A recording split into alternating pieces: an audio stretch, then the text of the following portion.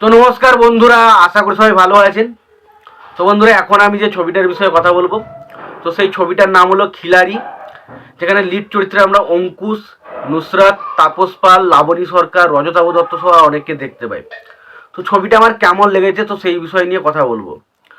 তখন ছবিটার গল্পটা যদি ছোট্ট করে বলি, যে এখানে অঙ্কুশ তার মা রজতাভ দত্তকে বিয়ে করে। রজতাভ দত্ত হচ্ছে এমনি মুসলিম পরিবারের লোক এবং তাপস পাল হচ্ছে হিন্দু পরিবারের লোক। এবং ফলে কী হয়, যে তার মা যেহেতু রজতাভ দত্তকে ভালোবেসে বিয়ে করে, তো সেই কারণে তাদের সাথে তাদের সম্পর্ক পুরো বিচ্ছিন্ন হয়ে যায়। এবং সেই ভাই এবং বোনের মধ্যে যে সম্পর্ক বিচ্ছিন্ন হয়ে যায়, এবং সেই সম্পর্কটাকে কিভাবে অঙ্কুশের ক্যারেক্টারটা জোড়া লাগাচ্ছে, সেটাই হচ্ছে সিনেমার বিষয়বস্তু। তো সিনেমার সব থেকে প্রথম পজিটিভ দিক হচ্ছে সিনেমাতে কমেডিগুলো। এই সিনেমাতে প্রচুর পরিমাণে কমেডি রাখার চেষ্টা করা হয়েছে, যে কমেডিগুলো কিছু কিছু জায়গায় দারুণভাবে ওয়ার্ক করে। এবং অঙ্কুশের পারফরমেন্স বেশ কিছু কমেডির পোর্শনে খুব ভালো। অঙ্কুশের সাথে নুসরাতের যে কেমিস্ট্রিটা, সেটা দারুণভাবে ফুটে ওঠে, সেটা দেখতে খুব ভালো লাগে।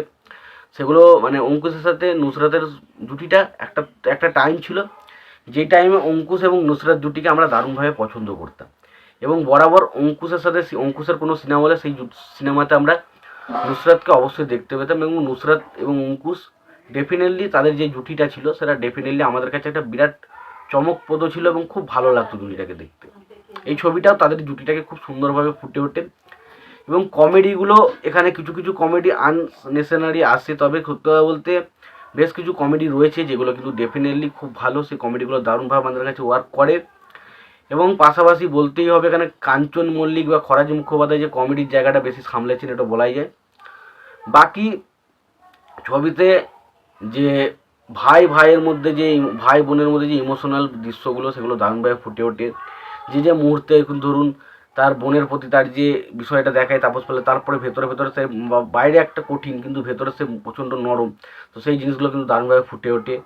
পাশাপাশি মানে অঙ্কুশের ক্যারেক্টারটা, তার মামার প্রতি যে ভালোবাসা এবং তার মায়ের প্রতি যে একটা প্রতিজ্ঞা, তো সেই জিনিসগুলো কিন্তু দারুণভাবে ছবির মধ্যে দেখানো হয়েছে, সেগুলো ডেফিনেটলি খুব ভালো।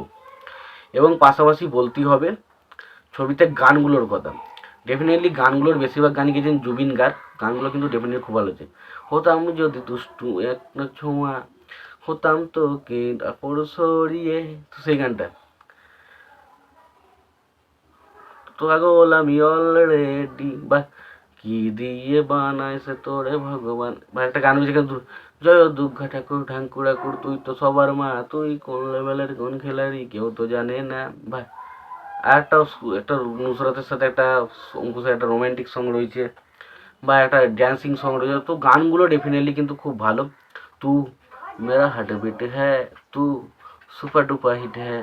তো সত্যি কথা বলতে গেলে এই গানটা আস্কিং গিয়েছিল। তো গানগুলো ডেফিনেটলি ছবির মধ্যে বেশ ভালো ছিল। গানের মধ্যে ইমোশনাল সিন দৃশ্যগুলোও খুব সুন্দরভাবে ফুটেছিল। বিশেষ করে দুর্গা পুজোর পোশাকে ছবিটা রিলিজ করেছিল, এবং এই ছবিটা দেবের ছবি রংবাজের সাথে রিলিজ করে, এবং রংবাজ ছবিটা ডেফিনেটলি একটা বিরাট হাইপ ছিল। সেই ছবিটা ডেফিনেটলি বিরাট কালেকশন করে। তবে এই ছবিটা কিন্তু সেই সময় পাল্লা দিয়ে কিন্তু ভালো একটা কালেকশন করে।